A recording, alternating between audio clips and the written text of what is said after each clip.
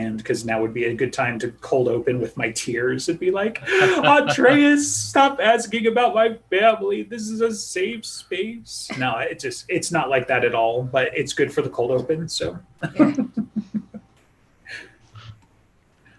the director went 10 seconds early because she saw the bait and she couldn't resist. So Well, I was wondering, like, are you gonna cut it early? Are you paying nope, attention? Are we gonna get yeah. something? I play your game. It's fine. Since EG's not here to take the bait. So Yeah. All right. So what did you title the episode? Awkward Rambling #2. All right, it's a free for all, kids. So we got a little bit of cranberry ramblings over here, a little bit of turkey over here, white and dark meat, and what's the favorite part? Like, as a person who's never had a Thanksgiving meal, what's like the best part Biscuits. of the meal? Like, which is the best thing on the table? So you guys do biscuits instead of rolls? Bread roll, whatever. Okay, I'm like, you're not going to survive the like revolution. bread. But no. I like bread. Really? That's the best part, not the meat, not the sauce? No, seriously, rolls is almost universally a favorite, but, getting past rolls, which is almost like, which Dresden Files character is your favorite? And it's Harry Dresden, I don't know. Like, it kind of depends. I liked everything equally this year, but green bean casserole is usually pretty up there. I don't know if everybody does it, but that's something my aunt does, or at least introduced. So, that's a favorite.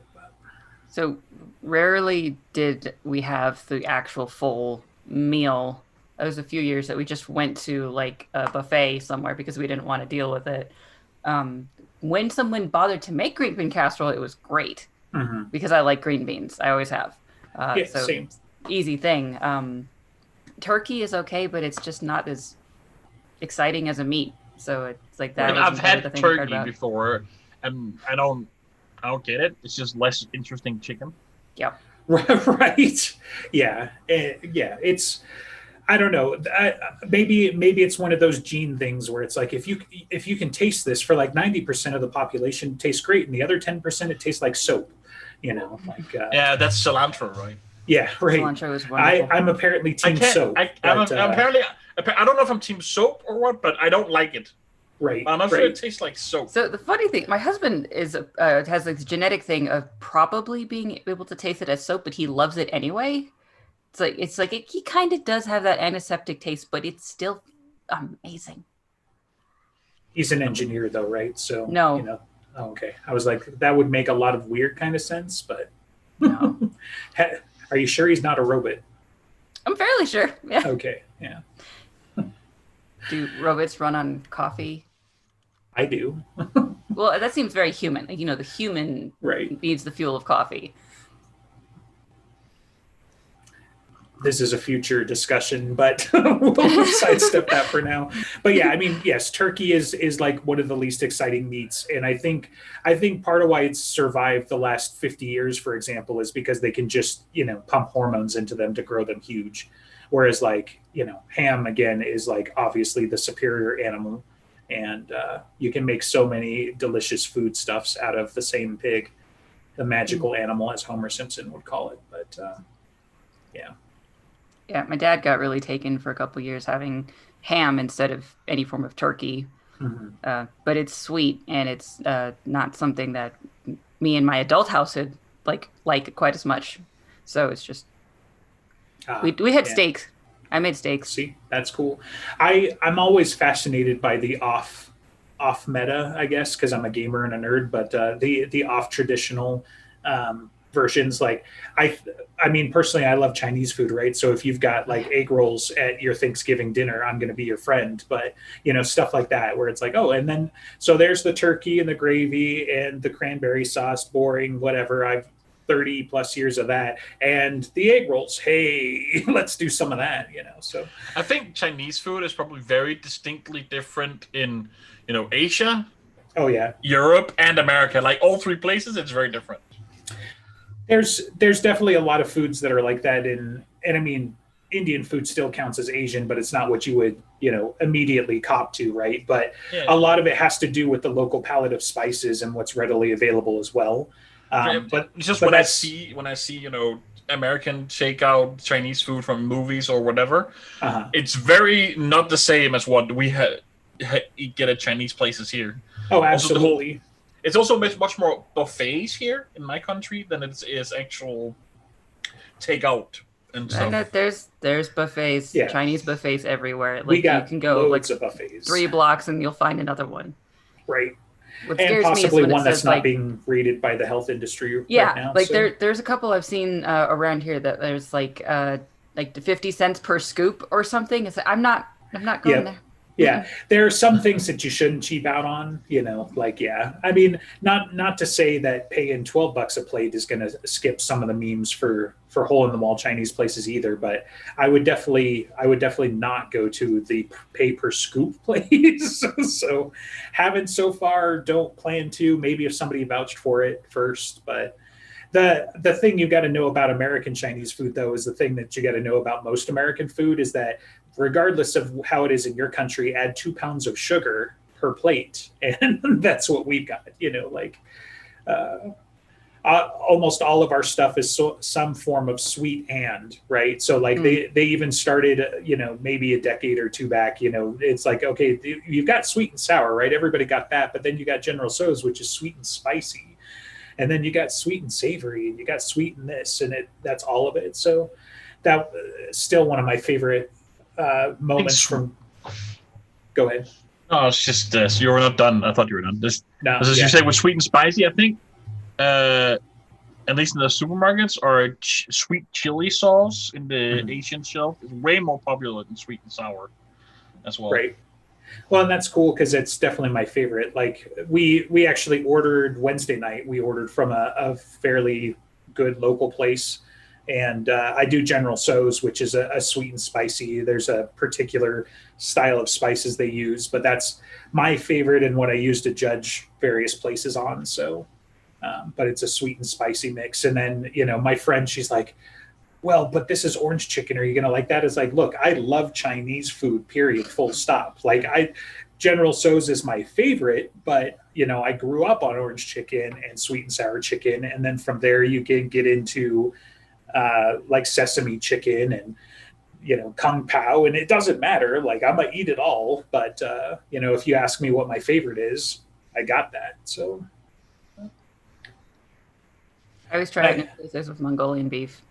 See, and that's, if you go for something that's consistent, right, somewhere, like, because you know what to expect after that. If they make their Mongolian beef this way, or they make their chicken this way, because that's my thing is like I like the crispier chicken, so it's like -5 points if it doesn't come out like still crunchy or something like that. But so many places don't. It's not like a deal breaker. It's just like, cool, you're not my favorite, Yeah. So. I just beef with a lot of spices and peppers. Like, yeah, it's exactly what I want. Even if it's not as I expected it to be, I'm almost always going to enjoy it. Mm-hmm. So might as well. Right. And then crab rangoon. I always have to get those. Oh yeah, yeah. Is it like very like Thanksgiving? Is it normal you get like Chinese food? No, I think we just got into a digression because I mentioned egg rolls, and then everyone's like, we're all hungry for Chinese now. Thanks. But so egg rolls is a normal thing to have at the Thanksgiving table.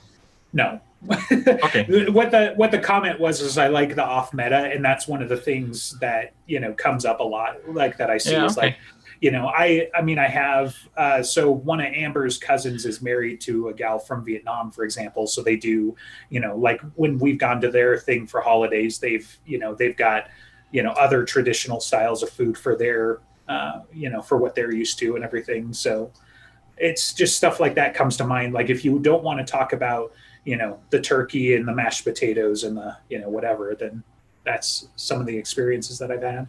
So I'm kind of a meta guy in terms of games. It's like I like playing the champion, for example. That's not popular, but then play that champion the meta way, like as good as possible. Uh-huh.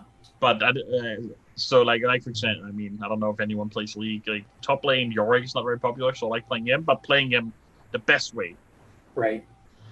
I do the same thing with D&D characters that started back with Dungeons and Dragons Online. So I'm one of 12 people who have ever played that game. Just kidding, but I I don't tried run it. into anybody anymore. But I tried it, but didn't play it much. gotcha, yeah. But that was my favorite. Is like, oh, don't play this build because it sucks. I'm like, bro, it's a cleric. How do you not play a cleric? Like, I will show you how to play a cleric. Then, you know, same with fifth edition. Cleric seems like the most OP class to me. Oh yeah, fifth edition. All their for subclasses sure. are just insane. Yeah, this was third, but yeah, I love the variety in fifth edition. And this week I've been bored, so every time I watch a new show or a new episode of a show I've been watching, it's like, well, shit, I better go build that as a character now. So how many Dresden characters have you made as Dungeons and Dragons characters? 0. Yeah, really? Because I'm not reading it or anything right now, but like I've always been fascinated. Like I always check out the Harry Dresden builds when I come across them, but the problem is he cheats and doesn't follow the rules. So especially in like fifth edition, it's like, well, he's a thaumaturgist, which doesn't entirely count. Like you could make him a diviner, but he's obviously really strong in evocation. And then he's obviously a warlock because he's literally made a deal with the Fae, but he doesn't have any of the cool Fae powers, so it doesn't matter. Like, you know, because you get like Misty Step, which is a short range teleport, and you get, you know, invisibility, which he's shit at, you know, so that doesn't matter. I would say and then he's you've got to figure out. Probably. Right, and there's loads of people, thing. Loads of people that put him in, you know, a non-wizard class as well, right? They put in either full warlock or sorcerer or something. But then you've got he's also, you know, like the Fae. He's a warlock with the Winter Mantle, maybe. And again, like that is getting like straight up getting granted powers from a patron, right? Right. That's straight up warlock. But for fifth edition, there's nothing quite that captures that specific feel, right? And even one of the last Word of Gems I saw in the last month or two was that, you know, he thinks that Dresden's probably around level 10, which is like, again, holy shit, is that a lot of power to squeeze into that little body if that's the case? Because, you know, he starts throwing around some fire. Like he's got to be at least level 5 by the time of Grave Peril, unless he's cheating, right? Unless, you know, like for game mechanics, he's got Death Curses, for example, are like an extra ability because his Pyro Fuego would be closest thing would be Fireball or, you know, maybe Meteor Swarm, but he's obviously not, you know, lobbing 9th level spells on the regular.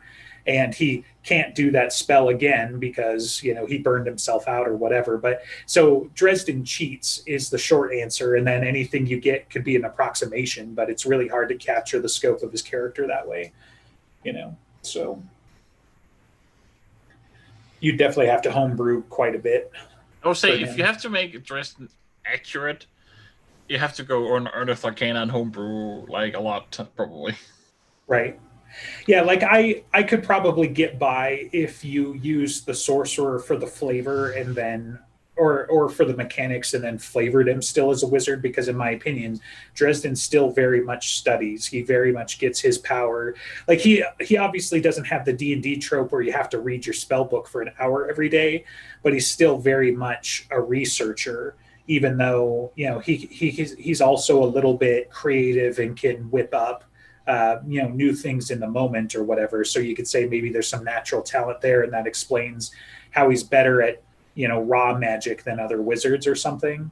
And then, yeah, again, once you get to the Winter Mantle stuff, like that's almost entirely homebrew in some way. Like, you know, there's some warlock things that you can approach some of that, but, you know, and then, you know, his Duster is obviously, you know, a very decent magical artifact of some kind. And, you know, you could give him his Blasting Rod, and his staff might augment his abilities if you really want to, but it's not really necessary, you know, because they could just, his staff is almost certainly a focus, and his Blasting Rod might actually give him a small plus. But yeah, I would say his most powerful item, but almost to me is, or what would be like the highest rarity would be his shield bracelet.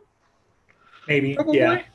See, and the shields have always been something that I've had trouble capturing and kind of revisited with Ebenezer, right? Because Ebenezer is maintaining concentration on very powerful defensive magics while getting his ass kicked. And that's just not a thing.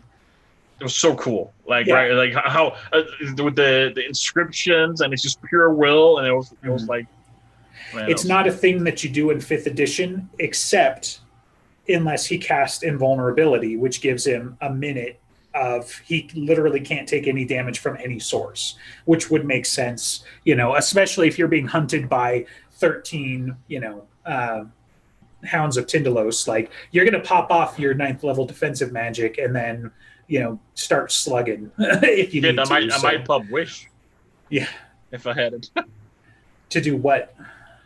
I mean, you can do anything with Wish, so. Yeah, except for cast invulnerable because it's got to be an 8th level or lower spell. But yeah, if you didn't like Wish is the Swiss Army knife now, right? Because they made Wish so like costly to incorporate. Because if you use it for a non-spell replication effect, you've got like a 1 in 3 chance of losing the ability to cast it forever. So it's like, oh, cool. I want to do something like Out of Aladdin. Cool. Roll the dice. Oh shit. Well, congratulations, you can do it one time, so whereas like if you replicate an 8th level spell or lower from any school, that's where you really get the utility out of it. So do mass heals 9th, I think, but mass cure wounds or something. Did you ever play Dungeons and Dragons, Alex? A little bit. I've played some Baldur's Gate.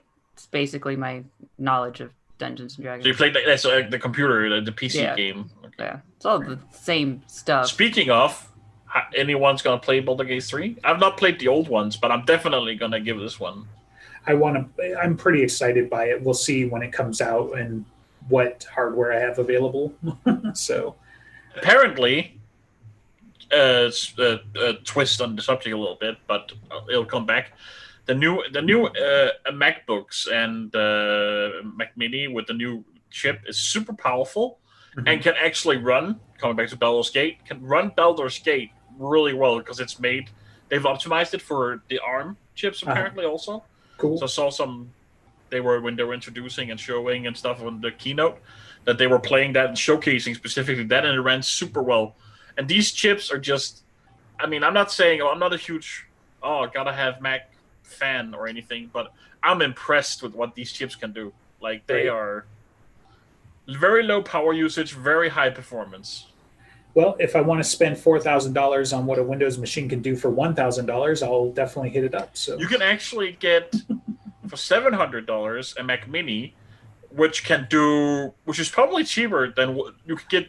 The performance you get there, you can't get the same amount from a Windows machine. Yeah, I'm also a little old school, and I don't do the gaming laptops either. I tried that game and burned up too many machines. Hopefully, they've got the heat transfer problems settled by now, but I still gonna get better out of a tower. Exactly. Yeah. Yeah. Just though they've got some cool technology I had looked into with doing like USB attached or otherwise attached graphics cards. I had looked into that while I was at SolarWinds because we were doing some stuff with training and the laptops just could not record the video the way that you needed it to. But I forget. I mean, obviously this is multiple generations of hardware ago and everything, but I was like, oh yeah, have an external dock for a GPU so that you can get some extra performance. But sounds it's really actually bizarre. got even like the technologies I will actually moving more towards. There's a YouTuber I watch, for example. He has a pretty powerful gaming PC set up in his server rack, and then he just has there's an open source software where he can basically stream the games to his PC at no loss of the experience, supposedly, and it just runs on. He can play it on a Raspberry Pi. Nice. It's super cool. Yeah. Who's that? Chris Titus Tech, it's called. Okay. I might have to look into that because I've got the server and I've definitely thought about doing some of that, but I'm also using it as virtualization, right? And there are still ways to go about that, but at some point it's like cost and effort versus, I was looking yesterday, of course it's Black Friday, but that my brain at least subconsciously was like, oh, we should go look at some of these things that you want to buy. And I'm like, I'm not doing it on Black Friday, unless it's a stupid great deal and it's been out there for a while. But there were some gaming PCs around where I would settle. I don't need like the $5,000 top of the line whatever, but like $1,100. I was like, yeah, this will get me into VR and everything like that. So, but Give you a link. He briefly mentions in that video. I saw that today. That's why I had it fresh in my mind. nice, So you can see what the software is called at least right? in that Thank video. you. But so, Alex, you mostly do game, but it's all console, right? No, I do mostly on the computer, and I don't game that much anymore, honestly. It's not time, or you don't want to anymore, or A little bit you about don't have time. a game that catches your interest. I'm really bad at games. I'm just Like all really skills, bad if at you them. just play more, you'll get better. I thought you were into the Dark Soul games. I like watching my husband play those because if Ah. I try to play them, I get stuck. Because they are difficult. I make him play it, and then I get to enjoy it by proxy, and I get to cheer him on and stuff. It's great. But if I try to play, Because it, I you're a get lore stuck. nerd and not a video game nerd. That's amazing, though. Yeah. So that's It's a good pretty fun. partnership. Yeah. So like, I really want him to buy the PS5, and he can play Demon Souls, and I can get more of the Dark Souls things. But we need to get the PS5 first. All right. I did enjoy Animal Crossing very much for like about 2 months, and then very suddenly just not. But Very suddenly not. That's usually because Yeah. you played it too much. well, I was playing it, and then maybe I should have not done it in the way so I was working from home, and I was working and working and working, and then I would stop, and then I would go running around in Animal Crossing trying to make money and buy things and do it. Like, why am I doing this? Why am I doing this twice? Like, Right. I don't need to pay more bills. right. this. Yeah. So There are it just- definitely some real life simulators that, like, there are game mechanics that I'm like, why is this fun? Like, yeah, it's just like I was loving it up until I had that epiphany, and then like I think I'm good. I'm fine. right. I think I did read something in the last week or two that it was like, oh, the reason why a lot of those things are popular is because you're of the age where you should be able to do that, but because you're a millennial, you don't have a job that you can take care of these things, so it gives you some catharsis to be able to. I'm not saying it about your situation, but for some people, Yeah, I was just you trying know, to. they take catharsis in, I've got a big house and I've got rent and I get enough sleep. And because that's the one that I always laughed about, right? Is like when I was playing Fallout 4 and went hardcore, and then sleeping becomes a mechanic, which didn't bug me until I realized that it was like, my character has a much better sleep schedule than I do. Like, he sleeps 8 hours a day every day, whereas like I'm up until 3 a.m. right now simulating the sleep. Like, maybe I should go to sleep. Yeah. I've been working on trying to like get a more consistent schedule so that go to bed at a certain time, get up at a certain time. Just What time is it for you right now? it's 7:30, 7:23. Okay. So you got some time to unwind and then get on that sleep schedule. I usually I'm aiming for like going to bed around 12 and getting up around 8 Right. ish. I get up Melatonin at helps. 6 now, so yeah. So for me, like, anything past 10 is like right out. So Yeah. I mean, not that I don't do it on occasion, but it's just still like, you want to be tired tomorrow, because that's how you get tired. It was kind of a rude thing I had to be aware of and acknowledge, is that if I don't have a bedtime, I get cranky, just like a toddler. So the fun thing about people is that toddlers are little people and adults are just big people. And so When Yeah. my sister was like 2, we were out with her, and she was running around playing in like I think it was Chick-fil-A play place, and she's just running, and then she got tired, and it was like instantly from happy to screaming because she was upset. And I had to like, all you have to do is stop screaming, and you'll fall asleep. You won't be able Right. to help yourself. But you're not going to do that because you're mad, because you're uncomfortable, because you're tired. And if you just Right. shut up, everything would be fixed. And it was like, wow, toddlers are dumb. it is the most annoying thing about children, is that like, it's something that I've been telling both my boys since the first one was a baby. It was like, it's okay to go to sleep instead of scream. There's a comedian I saw not too long ago that was like, babies aren't bad. They're just terrible time management, right? Like you screamed for 4 hours when you could have easily been asleep for that time. Like, come on. So, but yeah, like the main thing that separates toddlers from adults is experience and therefore the tools to manage some of those situations, right? Like you and I can deny ourselves sleep for a period of time, knowing our own bodies. It could be eating or coffee or activity or whatever the case may be. Whereas like children, they may not even recognize what's happening to them, right? They just know like, oh shit, I've got a migraine or whatever it is. Who knows? And now I'm in pain and I'm going to scream and focus on that instead of just to be like, if I calmed my body a little bit and fall asleep. And that's where like the rocking, the back pats and twirling them upside down. Yeah. Yeah. Cars works too. That's definitely not going to get us demonetized or weird. No, stuff like that. But it's just funny because the whole like, toddlers are people too is something I've been telling people for years now. Like my favorite is like the older teens that are like 17, 18 and be like, oh my God, how do I talk to children? I'm like, okay, so first of all, you're a child. And second of all, I'm talking to you and I'm over twice your age. How am I talking to you? Well, we're talking about hobbies and whatever. Cool. Maybe 6-year-olds are into video games. Maybe go talk to him. Yeah. Like, he's just a small person. Like, ever since but then you talk to him and then he's into Fortnite and then like, oh yeah, I mean, don't get me wrong, people can also have wrong opinions. I mean, we argue with you all the time. So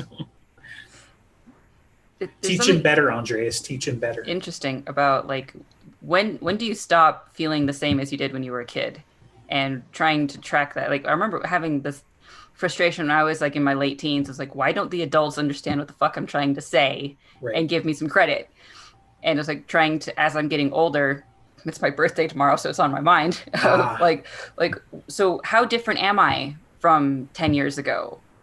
How different was it when I was 17 to when I was 7? And like, okay, so there's a lot of big changes between 7 and 17. Puberty makes a lot of difference. Okay, you can see that. But like, what are the differences between a teenager and a 30-year-old? When I turned 30, there's a lot less. I mean, I'm turning 32 in like a couple of weeks. But when I turned 30, when I thought about it, I was like, I really feel like I'm still in my late teens, early 20s. Like, I don't feel like I don't see a big difference. I don't know. But I mean, sure, things I've probably changed a lot, but I can't see it. Right. To me, it's awareness, right? A lot of people call it self-awareness. I don't know if that always fits because for me, one of those epiphany waking up moments was when I started, like I was still, in elementary or maybe middle school, but, thinking about politics in the world outside of the household was like a no turning back moment for me and just kind of getting involved in some of those adult conversations. But one of the things that I've seen looking backwards lately has been self-awareness in the sense that like, so I've got, a toddler and a barely teenager and a couple of late teens that I hang out with in various capacities, but they have very similar deficiencies when it comes to conversational skills in the sense that like, they're just going to talk to you about whatever's on their mind at whatever volume that they have determined, and they're just going to go in. Or my other favorite, which is they'll join you in the middle of a conversation and expect you to replay the entire thing for them. Whereas like for me, when I show up and I don't say anything, to be like, oh no, why isn't Justin talking? Because he's listening. And I'm trying to figure out where the conversation is, where I can jump in or whatnot, which is different than the podcast. I'm paid by the quarter, like a quarter a word. So, but it's like, it's that sort of thing with like teenagers. And so like whatever they come up with is the most important idea they've ever had. Right. And they're like, in your case with your parents, I did the same thing. I think I was in 6th grade when I told my mom how everybody can fix their finances and how silly it is that they should be in debt and all of that stuff. Right. And so like I think we've all had those moments at some level where it's like, I can see it. I see why this will work. But you see like this little tiny puzzle piece and it's a 1 million piece jigsaw puzzle. And great, congratulations. Even if you're right for that one piece, which is dubious, it's not going to solve the whole picture. And so instead, like because adults don't have the time and energy to tell you that 400 times a day and in the moment, you get pat, pat, that's nice, buddy.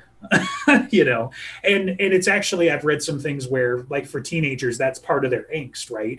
Is because nobody gives a shit what they think, because the teenagers don't understand the full scope of the things, but the adults also don't have the energy and wherewithal to explain to them the entire scope of the situation.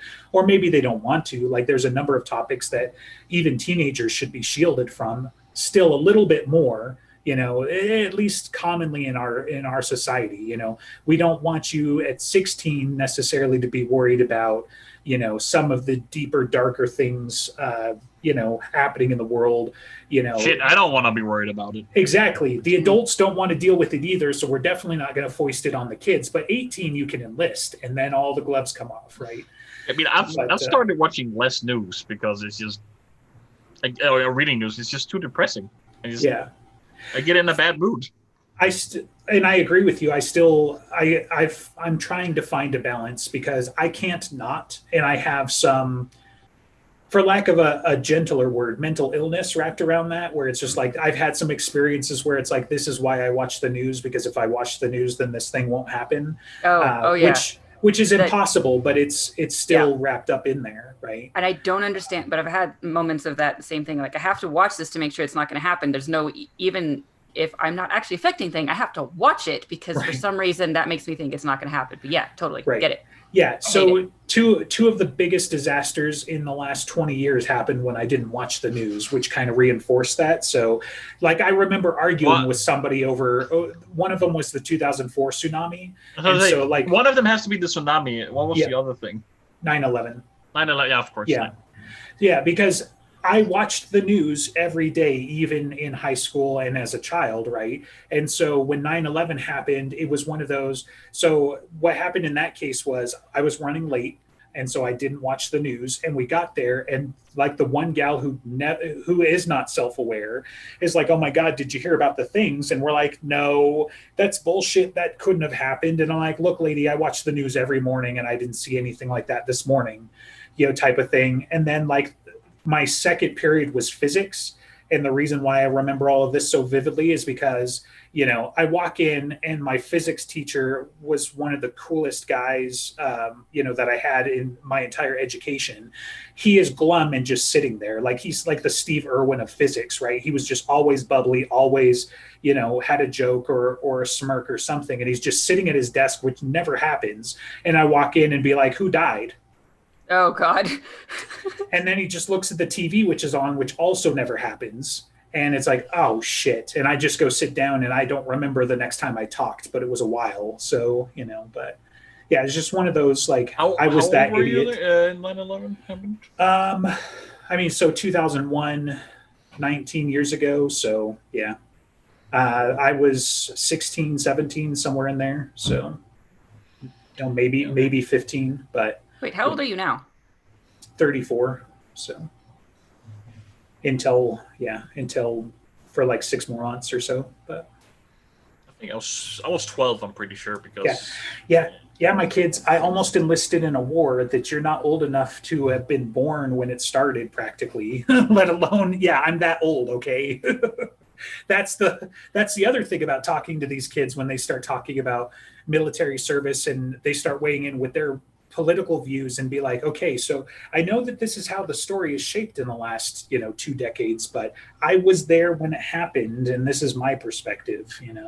I'm getting that old. Like, I'm now, for the next 50 years, you'll find me in a coffee shop being like, I was there the day that it started, So when people sit here and tell me how, COVID isn't a thing and whatever, and it's like, my dude, we lost 2,500 Americans, 26, whatever, 100 Americans in one day. And that was enough to go into a war that we still haven't wrapped up.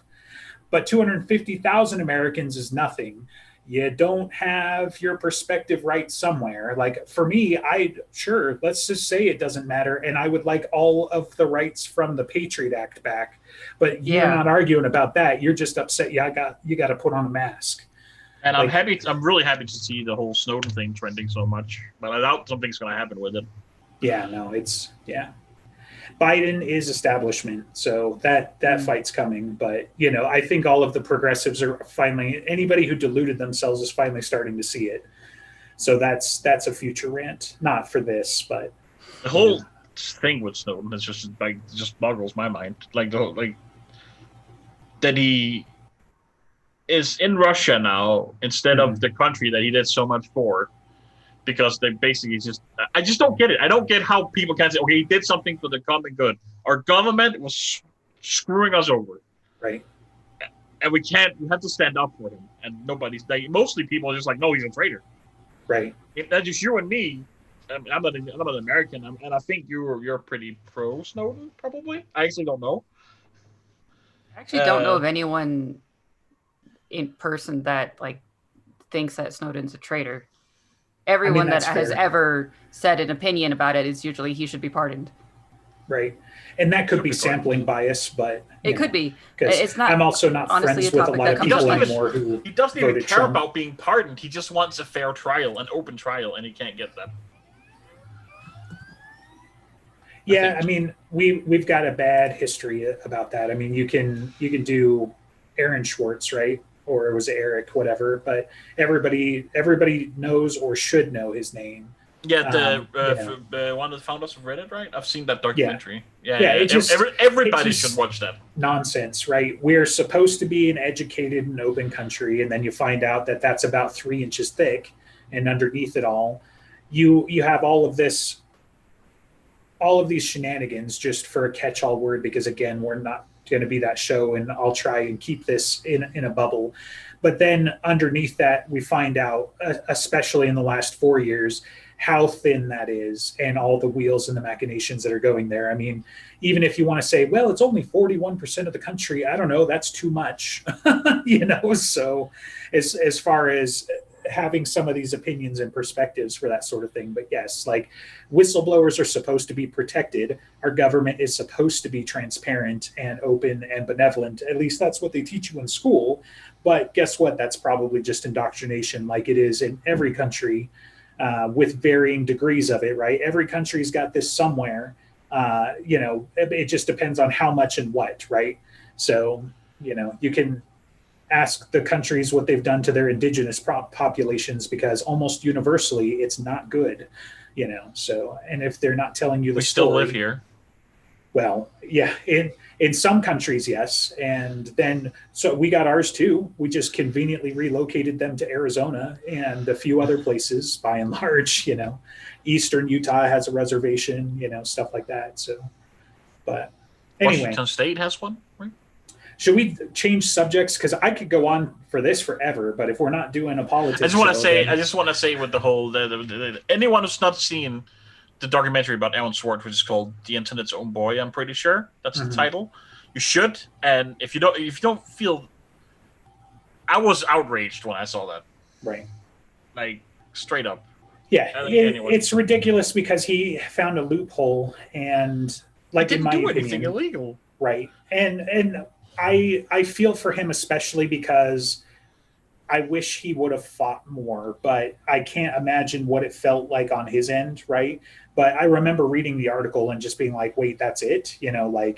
But they were threatening him with decades worth of jail time, and he believed it apparently, and that was the end of the story. But, so, and it was a big story when you've got people like Assange and Snowden coming up around the same times and things like that. So it all gets kind of lumped in, and the fact that we as a society haven't really figured out how we deal with hacking in a consistent manner.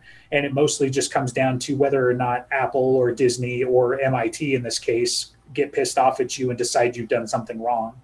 I remember there was a different hacking case with Apple where it was like, literally this information is openly accessible on the internet. All they did was type in a URL, and they were charging him with hacking because he got all this information. It's like, no, my dudes, tell me the difference between I went to CNN.com and I went to apple.com / all of your personal information, please. And that's hacking. And it's because you made them look bad, and they're going to make you pay for it, so. This reminds me of there's a guy here in Denmark. We have there's one company who does a lot of the IT for the state and the subdivisions of the government. Mhm. And he was an IT guy, and he has to go and register his kid for kindergarten or something like that.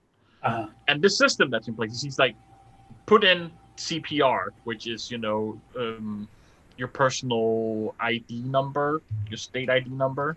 Okay. What's that called in America? Social security number would probably be the Social closest. security number, something like that. Yes. Put in this number, and then it's like put it in, and then click, and then yep, this is the. But it's like, what if I put in someone else's? What if I just randomly generate just to see?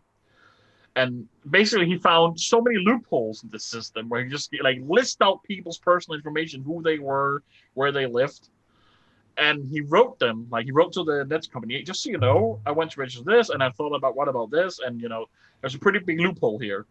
Right. And then they, instead of saying, "Oh shit, thanks, let's fix that," they charged him with hacking their system, Right. which thankfully got thrown the fuck out of court. I'm pretty sure. Right. Like you might be able to make something like that stick if you aren't practicing input sanitization, and he was able to do like a SQL injection attack. Fine, maybe, but like this is where I'm like, we haven't figured it out as a society, right? Where it's just like, do you judge it by the methods employed, or do you judge it by the results? In this case, because it's. I mean, I assume it should be kind of like, but it's hard to prove, right? But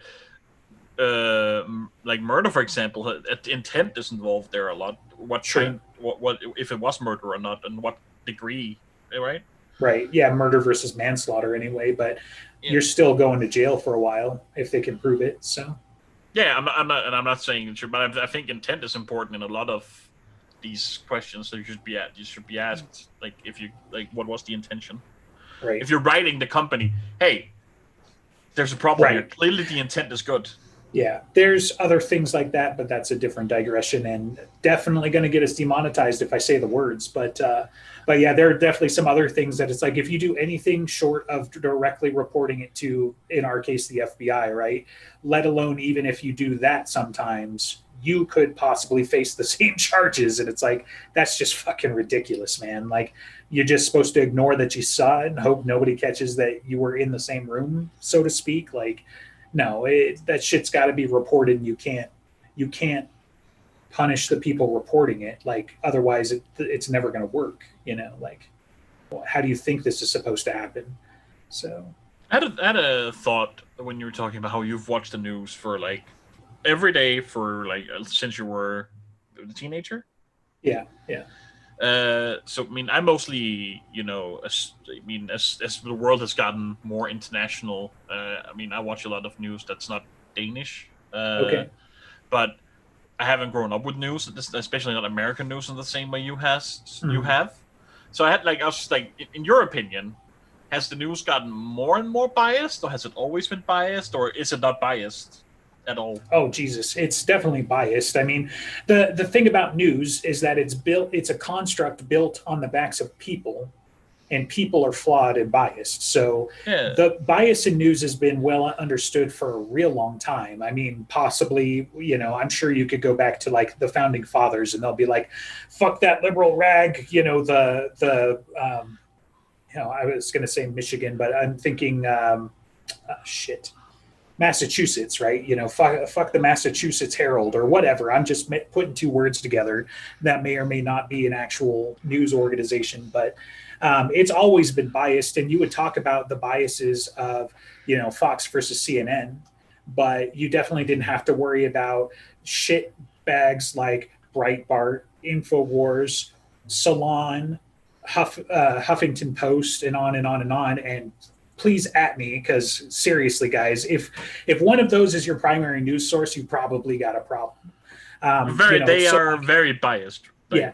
So I almost never did Fox just because I didn't like the angle of the articles coming out of it. But when I was doing CNN, I realized that I was falling into the same trap. And I'm one of the rare ones that it was like, I take this as like a personal value system. And, this does reflect in my politics and like that as well. Like we'll throw around labels, we'll throw around, fence sitter and all, and what's the other one now? The, woke centrists and shit like that. But like enlightened centrists. Yeah, thank you. Since I was, in high school, like before voting, like I had one kind of major epiphany moment, in elementary school. And then at some point after that developed the thing that it's like, look, voting your party line is stupid and bullshit. Like you can identify with one party over another. In the past and around 2003, where this becomes important, I identified more as a conservative and as a Republican. But like things have shifted so far now that I can't have a conversation with those folks without being labeled as a liberal, which I find hilarious because of what my own political history is. But in any case, once I realized that CNN was as biased the other direction and had the same kind of spin, and they started doing more with like Anderson Cooper and people like that, and just be like, okay, I'm spending way too much brain power filtering out the spin versus the facts. That's what I had to deal with back then. And now it's just like, look, my dudes, Trump's totally the best.net is not a news source. Like, it's just, you can't go to some of these blogs is what a lot of these are, or certainly at least what they started as, and just be like, oh, well, these guys are the bastion of truth. Like, there are still some places that are relatively unassailable. Again, everybody's got some slanted bias, and I've had arguments there. A commonly accepted one is NPR, but I personally think that they're still fairly left-leaning. But again, that might just be because America's pushed so far to the right. A lot of the British ones. I mean, to me, there's nothing in America that's particularly left-leaning. Really. Well, yes, to you, right? But and that's something that we've been trying to get some of that perspective out there too. Is that like AOC and Bernie Sanders are not left leaning; they're actually centrist for a lot of other countries. They're actually really level, middle of the ground. This isn't groundbreaking stuff, but they're socialist commies. I mean, here Bernie Sanders would fit right into. It would be somewhere in the right wing, probably. Like. He'd be in the right wing. That's even better.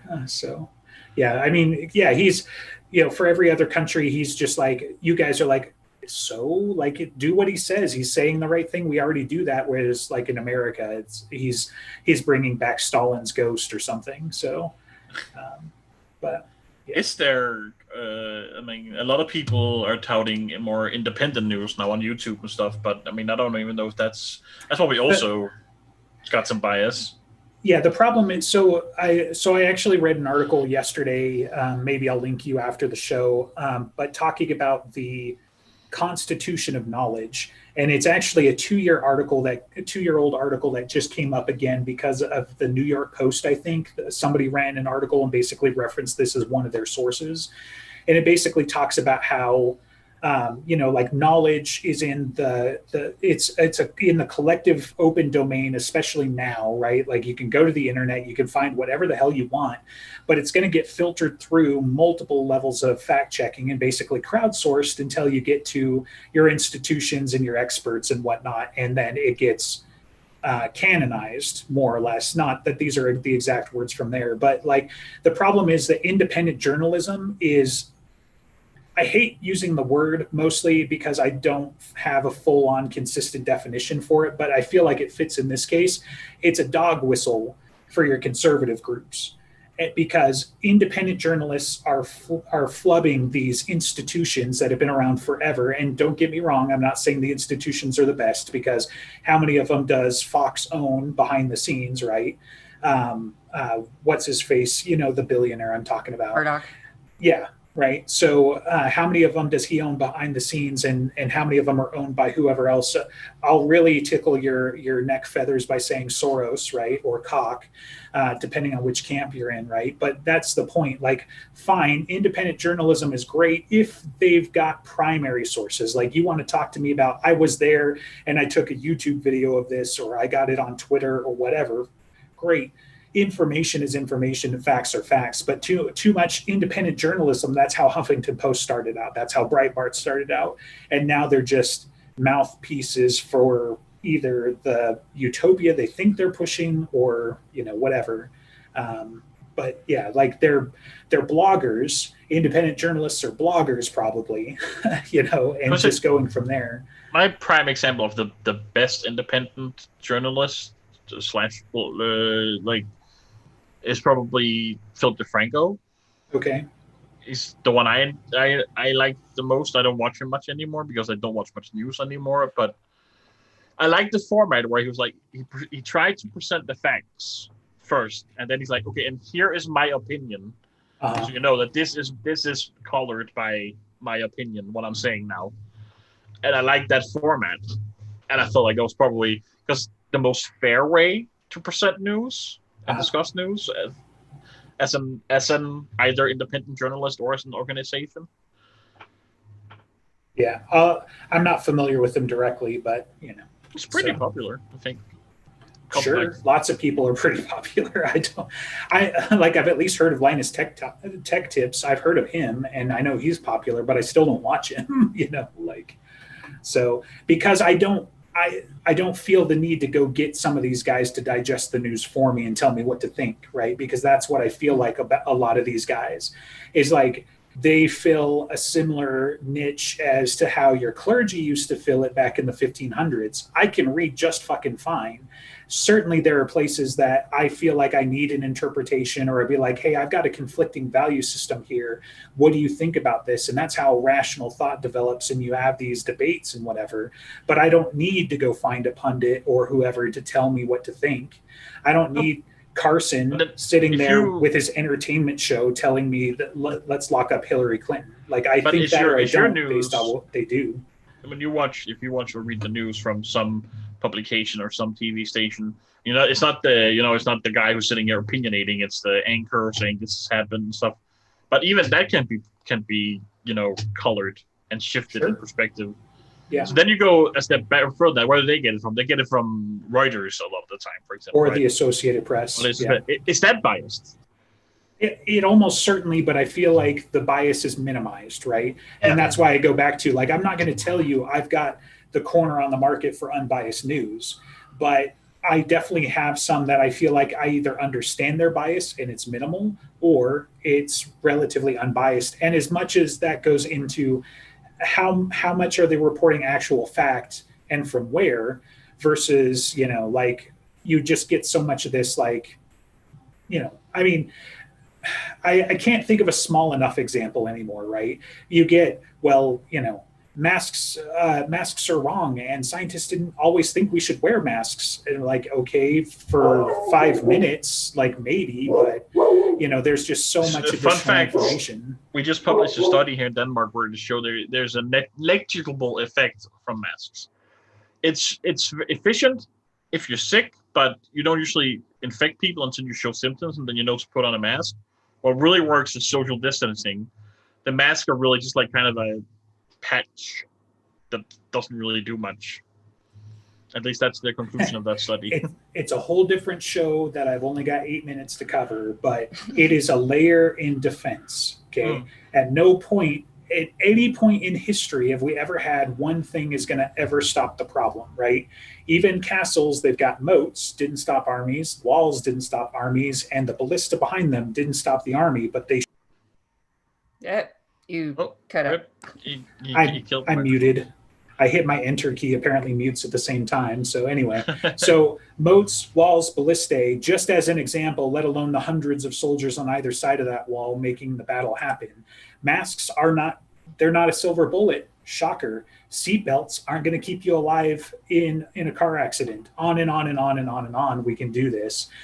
If scientists ever came out and said masks are unnecessary, which Fauci at least said at least one time, completely improper and kind of stupid, because it's not like this is our first pandemic as a civilized nation. We can go back to, guess what? In the 1900s, we had the Spanish flu, and a lot of things were pretty similar there, including the social problems that we have as a result of it. There was an anti-masker league then. but this shit helps. And it's mostly up to your personal decision, but you can't sit there and say, like, I'm not going to wear my mask. And how come they've shut down the country? At the same time, like, one of these is going to have to be the fix, and it's levels, right? Social distancing helps, masks help. If you wear both of those things, in many countries that did adopt these practically wholesale, the COVID cases kind of crashed out. Certainly, we've got our second wave. We always knew that was coming because it happened in the Spanish flu. They had a second and a third wave then. And they had a lot of these. It's warming up for a third wave, I read the other day. Yeah. In America, we never got out of our first wave by some measures. It plateaued, but we never actually took a dip that we needed. Okay. All of these things are known and have been known and have been modeled before and been in place before, but somehow this time it's different, and this time it's about control. Well, it really boggles my mind that here in my country, Denmark, the government is not saying you have to do this, but it is highly recommended anyone who can work from home should work from home. It boggles my mind that for example, all educational institutions of students of a certain age where you can expect personal responsibility, like teenage years and up, basically, why they don't get, like, why are they not studying from home because they're not here? And it actually, I really don't understand it, because it's governmentally funded, the government recommends, but they're not doing it in the schools. You've still got a lot of evidence that talks about, like, the socialness of school and how they need to be there. And trust me, like, so I don't know how long you've been at home, working from home or whatever, but you and I are in a slightly different situation than loads of people, even in our respective countries. And when I say people, in this case, I mean adults, because kids are people too. But sorry, I had to work that one in there. But, like, lots and lots of people haven't had these experiences, or they don't have enough of the introvertness or anything like that to be able to cope with this. Depression's on the rise, and people are reaching out to tons and tons of these remote therapy sessions to help cope with some of these new things and these changes. Certainly for children, it's got to be even more pronounced. But at the same time, we can overcome some of that by adapting, versus you just get dead, or you might be one of the lucky few that is 20% likely to lose your sense of smell and have reduced lung capacity, and we're not even sure if that wears off or if it can get better yet. To me, that's just as bad. Like, if going through life without sense of taste and smell seems, well, very gray, very, very gray life, right? Like very, it's not a very, eating and smelling and senses are a big part of experiencing everything. The world. Yeah, but it's the same thing about social. But the idea is that if we would just, take some of these precautions, we might be able to make this a speed bump. Instead, it's been going on a year, So that's the problem, is that if we had enacted some of these things that we know worked sooner, we might be back to normal. We completely shut down the country at the first, like everything. We even closed the borders, right, for a while, and then, like, slowly unlocking. And they always said we might go back to this if at any point it gets too high, and it's gotten really high compared to back then. And they recommend that you should work from home if you can. And I just don't understand why something like an institute, like education, and it's so there's so many people together there. Right. That at least for the teenagers, why we don't do homeschooling. And I know that sucks in terms of being social, but I don't know. I just think it's worth that sacrifice, and then hopefully dips down, open up again for a while, and then adjust. I'm not going to pretend it's the same problem in your country, because I know you guys have got a lot more social programs than we do. But one of the big reasons why we can't shut down and why we have to open the schools here is because we don't have any daycares or any systems to take care of those children. And if that's why I specifically said they're at home. Like, in terms of of schools here, in terms of the people who can stay at home and take care of themselves, teenagers and up. Yeah. People who can make some food for themselves. You can depend on them, hopefully, to attend class online. You need to go find yourself some teenagers to talk to, but yes, theoretically, on paper, you're right. Yeah, not younger, because they still have to go to school, because we can't put the same responsibility on them, and we can't put the responsibility on the parents to take care of them.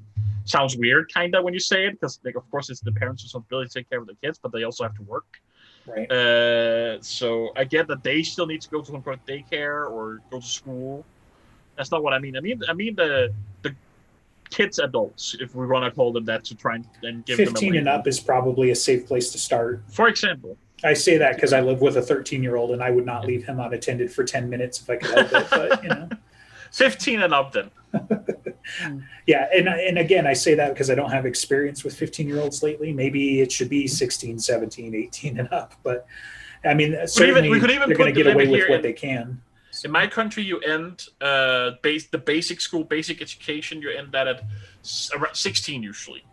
Interesting. So let's say all education institutions past that, all the colleges and universities and technical schools, all that, if possible, if it could be done over the internet, do that. But right. And that's kind of the recommendation. That's what they say to all the companies who can do office work, who can do programming from home, who can do all these things. They say you should definitely do that.